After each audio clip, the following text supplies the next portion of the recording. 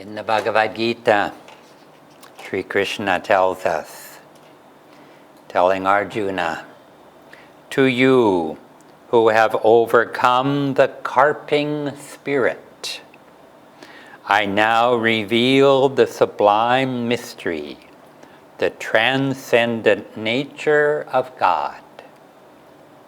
Armed with this intuitive wisdom, you shall escape all evil." The way to this realization is the highest of sciences, the secret of secrets, the essence of all Dharma. Through yoga methods, easy to perform, this way bestows the perfect perception of truth. Men who lack faith and even interest in this Dharma, seeking their fulfillment elsewhere, do not attain me. Again and again, they take the path of samsara and mortality.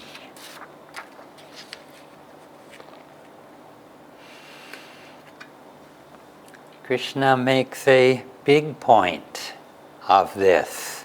You who have conquered the carping spirit. It's a common tendency to complain, to carp.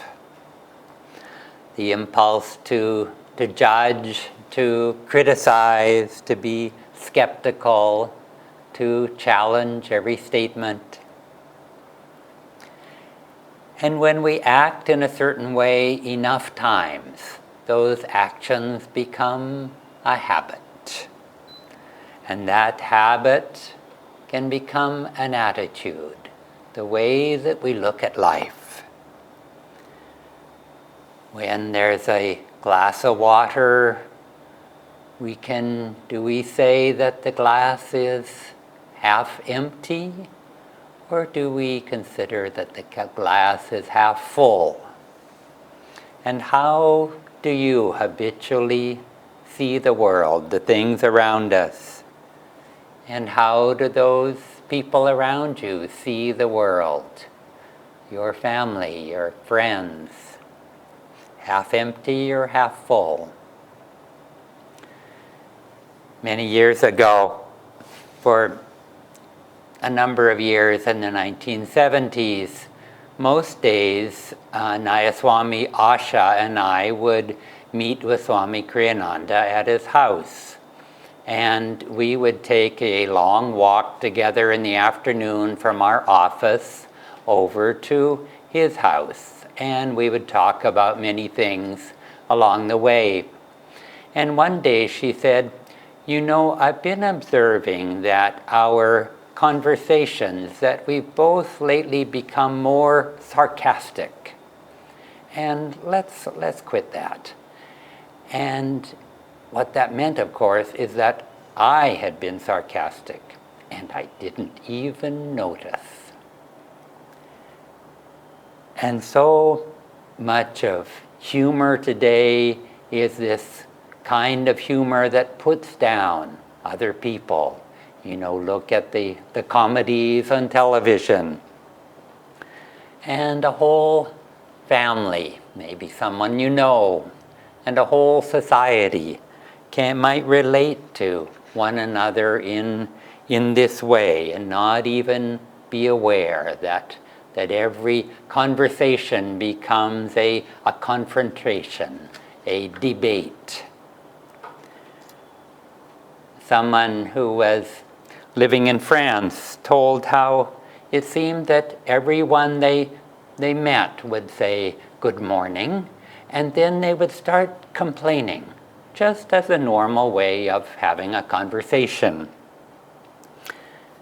And Swamiji, I remember he was speaking specifically of people in Italy, but it's universal, who would ask him for spiritual advice.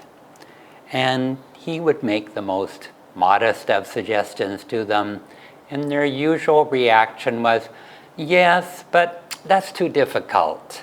I couldn't do that." and start to raise objections. And it's like they didn't want to change in the first place. They didn't want to become better in the first place. It's good for us to introspect and see how we ourselves react to situations. We could make a list of some things that happened to us yesterday and try to remember what our reaction was. Did we imagine the worst case scenario, or were we seeing the silver lining in the dark cloud, the good news among the bad news? What was our natural, immediate reaction?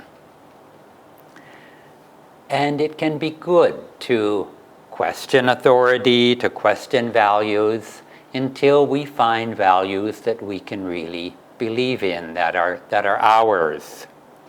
And spiritual doubts like this are good if they lead to a positive conclusion.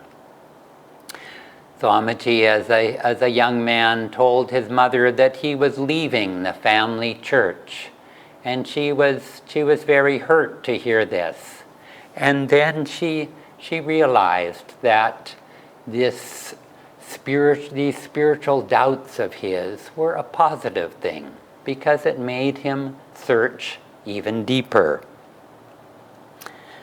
But if we leave questioning and doubts unchecked, then they can easily become a habit, and that habit become an attitude. Swamiji said that a good art critic seldom is a good creative artist. A critical attitude paralyzes creativity. The intellect separates, analyzes. The intellect lacks intuition's flow, which descends smoothly like a river from the superconscious. The carping, criticizing spirit comes from the intellect. Intuition comes when we open ourselves to the superconscious. Intuition, Yogananda Ji said, is the soul's power to know God. We can't know God with the intellect, with the mind. Swamiji, as a young man, considered himself overly intellectual. By the time that I had met him when he was 45, he was completely different. He was constantly guided by intuition, by tuning into his guru, by tuning into the superconscious. And he received superhuman creativity and inspiration all the time. And how did he develop this intuition? First and foremost, by meditation. Swamiji himself said, if you eat your dinner and then run, how do you expect to enjoy what you've eaten? Your enjoyment will increase if you rest a little afterward. The same is true for your meditation. Don't jump up the moment you're done with your technique, your kriya, your hong sa. Sit still a while. Enjoy the inner peace. Prolong and deepen as much as possible the peaceful after effects of practicing the techniques. That is how intuition is developed. And secondly, to develop intuition, be willing to act, unlike those people that Swamiji counseled. St. Francis felt an inner call to follow the example of Christ. And one day he was praying in a little chapel, but the little chapel was in ruins. and he was praying to Christ for direction in his life. And he heard a voice. And the voice, he could tell, was the voice of Christ, who said, "Go and rebuild my church, which, as you can see, is in ruins." And the whole Catholic Church at that time had become corrupt.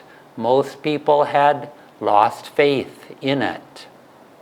And St. Francis, hearing these words, naturally misunderstood, and joyfully he set out to, stone by stone, rebuild this little chapel. And one by one, other people came and helped him. And what happened through that, just by acting joyfully, they magnetized a whole movement which eventually transformed the whole church, a movement towards simple, heartfelt faith. And by acting on simple guidance at first, Francis opened himself to the superconscious and started this flow of intuition, and that's all that we have to do. The more we look within in a way that is humble and childlike, open to receive, the more our intuition will give us ideas, and the more solutions will come directly from the divine. Thank you.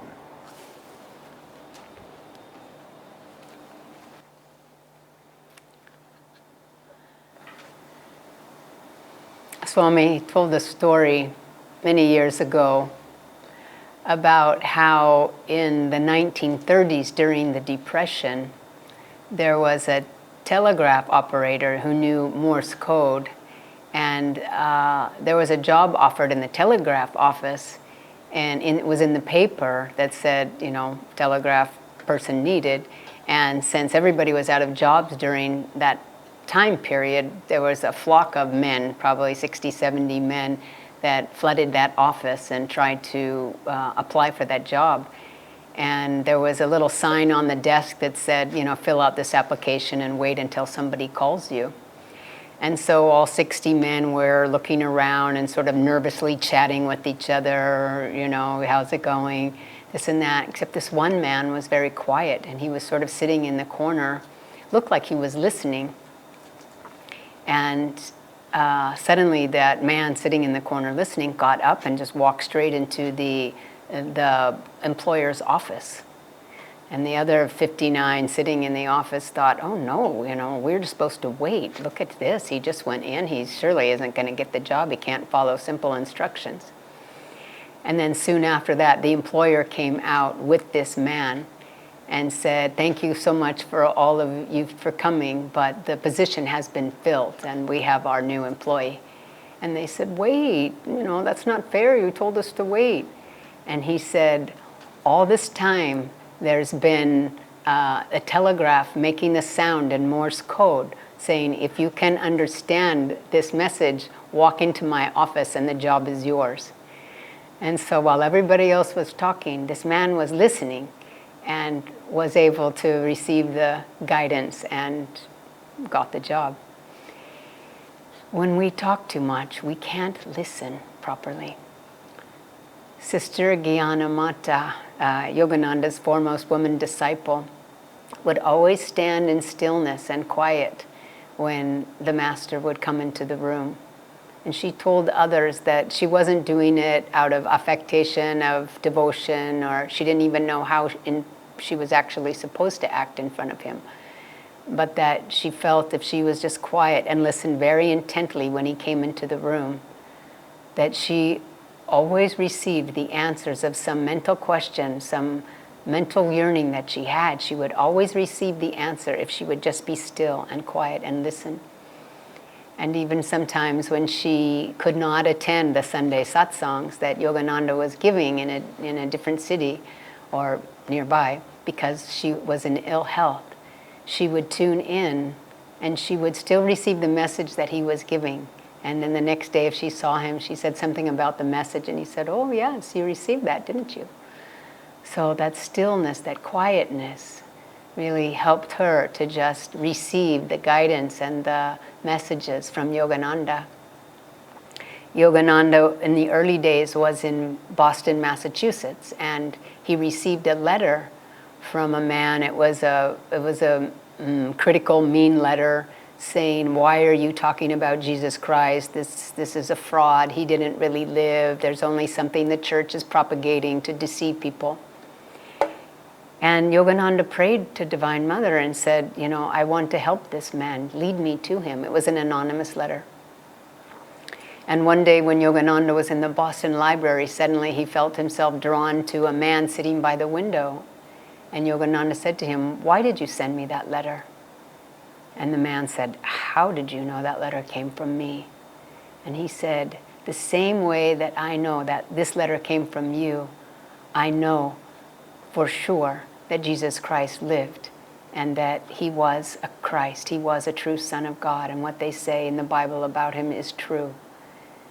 So Yogananda, we know, of course, was open to higher wisdom.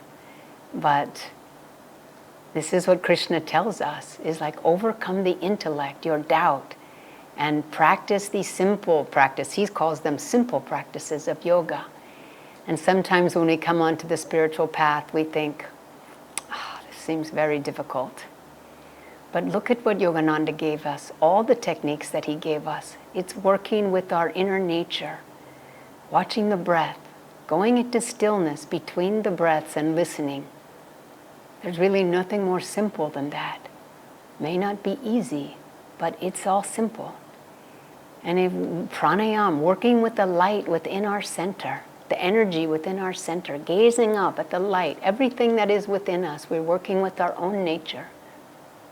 We may hear the words of chakras and Pingala and Ira and qualities of the divine and things that sound like it could be difficult, but really, the more advanced we come on the spiritual path, the more we practice these very simple meditation techniques, we realize that the spiritual path is ever increasing simplicity. It is not increasing complexity. Yogananda tells us that, it's Maya, it's delusion and the intellect that is complex. But the superconsciousness and spirituality is very simple. You think of the great ones who meditate and experience peace. If we're able to still our minds and calm our hearts, we can expand that calmness in our mind just like a calm lake. And what does that lake of our mind reflect? It reflects the light of spirit. If you had a calm lake outside in the moonlight, the lake would reflect the light of the moon. The calm lake of our mind reflects the light of spirit. Once we can calm the lake of our mind, we can perceive all the qualities of superconsciousness that Yogananda talks about, of light, of love, of joy, of the sound of Om, of power and energy. All of these things we can receive. But it's the conscious mind that tries to make it seem very difficult. Swami Kriyananda used to just be able to still his mind and receive in an instant a song, a melody. In just 2 months, he received the book, The Essence of the Bhagavad Gita. It's 700 pages or so of deep spiritual teachings on the Gita. And so, Jesus Christ also, in the Bible, there was a time that multitudes were around him. And he was teaching, thousands of followers around him, and children were trying to rush up and pull his robes and be with him. And the disciples were pushing the children away, like, get away, get away. And Jesus said, no, let the children come. For it's children like these that are able to enter the kingdom of heaven. And he said, in fact, the kingdom of God cannot come to you unless you have the childlike faith of a child. And how is that possible when you think of all the scriptures and treaties and Vedas, and how can we understand the cosmos and yet have the simplicity of the child? Well, think of the great saints, the saints that commune with God as joy, as bliss, the saints that commune with light, with God's love. It gives them the open faith of a child. They begin to just see beyond Maya's delusion. They can see through all of the manifestations of the world behind that, to God's beauty, to God's simplicity shining through everything. And in their meditation, they feel their inner strength, their power within that comes from God. And they look outside and they see what the worldly man looks at as power that's changing all the time. And that power that you can receive from the world will not last, but they feel that inner strength. And so then within that inner strength, they can have openness to receive superconsciousness, to receive God's presence. And it actually is much more open and much more faithful than a child, because the child has not yet learned. The child is childish perhaps and childlike, but he doesn't have the wisdom of the saint that has learned this open-hearted, trusting love through experience of his own.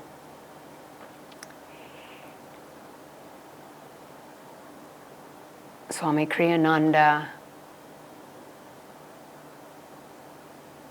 always said to himself, what would Master do in this circumstance? How would he help build these spiritual communities, these world brotherhood colonies that he wanted to build? And every step of the way, it had never been done before, but Swami Kriyananda listened to the guidance with his open, trusting heart and followed it, and built these spiritual communities around the world. He wrote all these books, he started all these schools, he did so many things.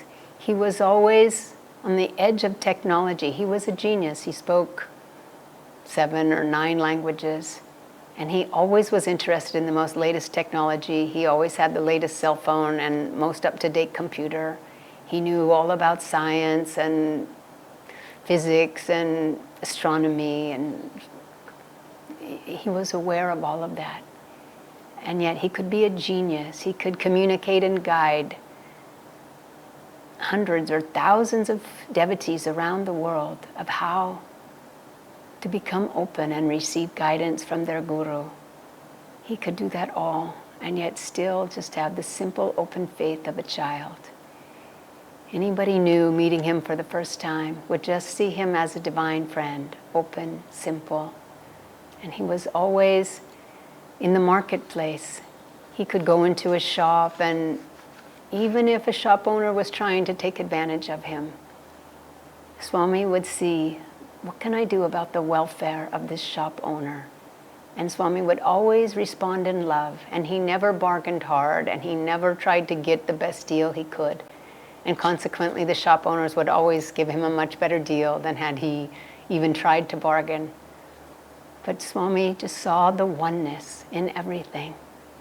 It's like the intellect wants to see separation, like Keshava said, and you know, the individual jets of a gas burner. The intellect just sees everything as separate, and yet the saint sees the source of that light from below. The saint sees the source of God in everything.